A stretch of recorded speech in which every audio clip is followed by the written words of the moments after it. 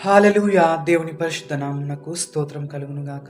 ఈ రోజుల్లో మనము చాలా మందిని చూసినట్టయితే వారు దేవుని సమయం కొరకు వేచి ఉండకుండా, దేవుని చిత్తం పైన ఆధారపడకుండా, వారి జీవితంలో జరగని కార్యమును బట్టి వారు ఎంతగానో తొందరపడి, కష్టాలను బట్టి, నష్టాలను బట్టి వారు బాధపడుతూ, వారి సొంత ప్రయత్నాలు ప్రయత్నించి వారి జీవితాన్ని గందరగోళం చేసుకునే వారిగా ఉంటున్నారండి.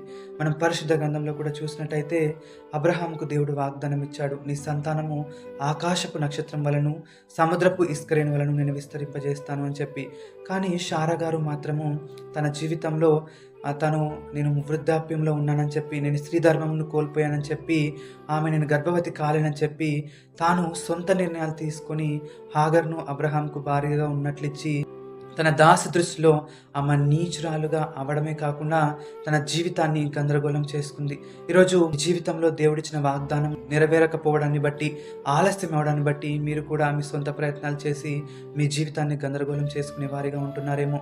కానీ మనము మన సొంత ప్రయత్నాలు చేసేవారిగా కాకుండా, మనం దేవుని చిత్తం పైన నమ్మకం ఉంచి ఆయన సమయం కొరకు మనము ఓపికగా ఎదురు చూసినట్టయితే దేవుడు మనల్ని కూడా అబ్రహాం వల్లే ఆశీర్వదించి మనల్ని విస్తరించేవాడిగా ఉంటాడండి. ప్రభువటి కృప మనందరికీ దయచేయునుగాక. ఆమేన్. హల్లెలూయా.